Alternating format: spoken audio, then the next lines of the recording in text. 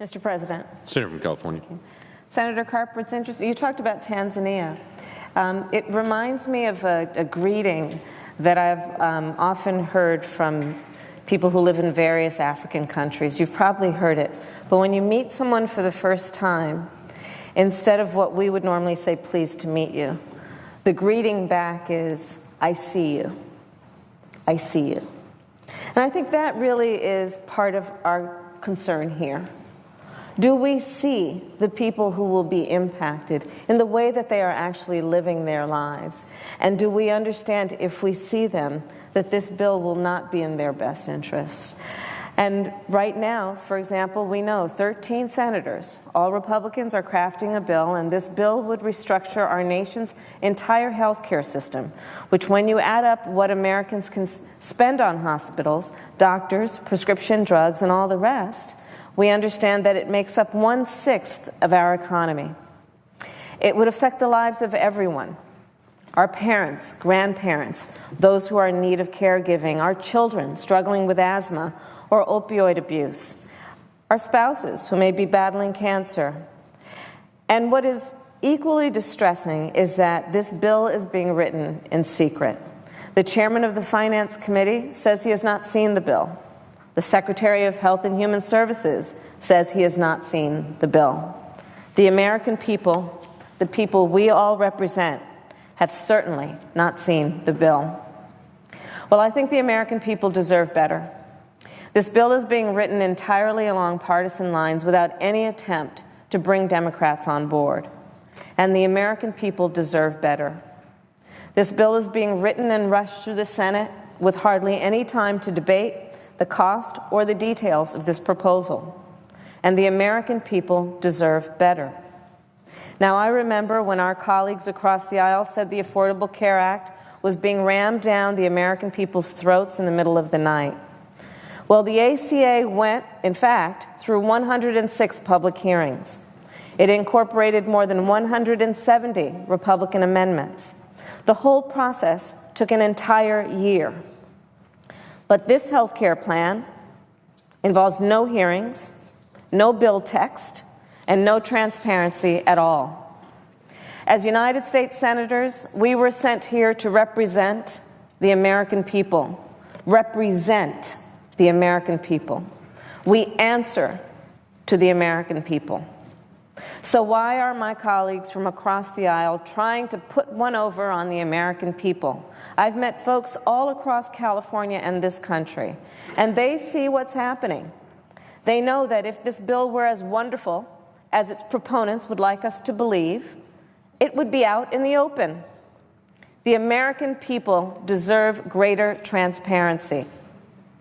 But even though the authors of this proposal have tried to conceal the details of their plan, we know enough to know this bill would be nothing short of a disaster. We know, because we've been told, that it's about 80% the same as the bill that was passed by the House, a bill so catastrophic that even the President of the United States, who hailed its passage, now calls it, quote, mean.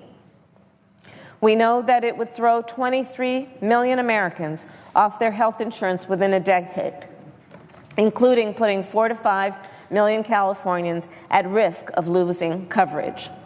We know it would raise costs for middle-class families and seniors. In every county of California, average monthly premium costs would go up, while financial support to pay premiums would fall. We know it would put Americans with pre-existing conditions at risk and leave people who need maternity care or opioid treatment without coverage, or force them to pay huge out-of-pocket costs.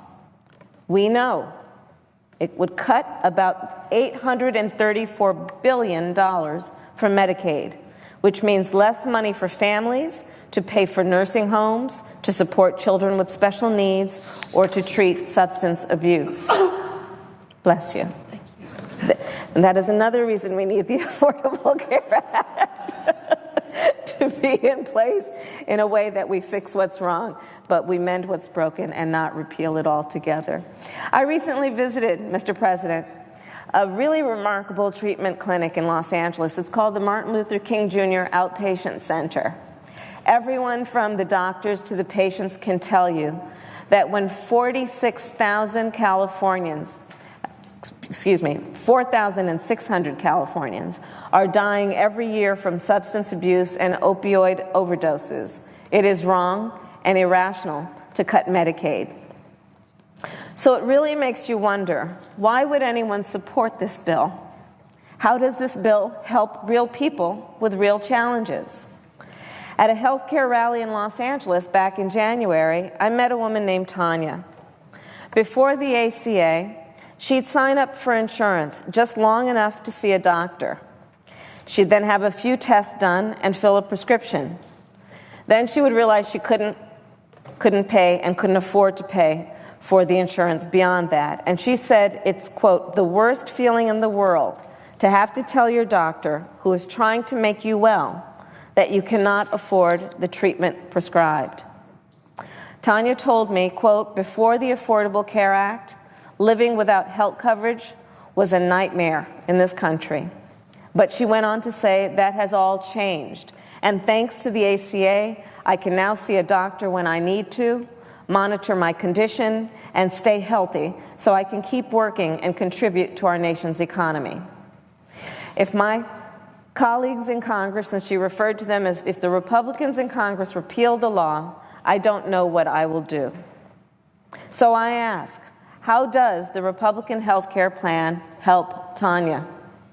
Another woman, Krista, told me, quote, I am married with 4 children, one of whom is a 10-year-old type 1 diabetic. He requires daily active insulin management to stay alive, 24 hours a day, 7 days a week.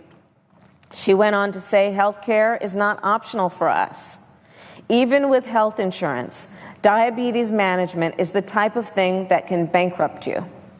Without health insurance, I can't imagine what I would do.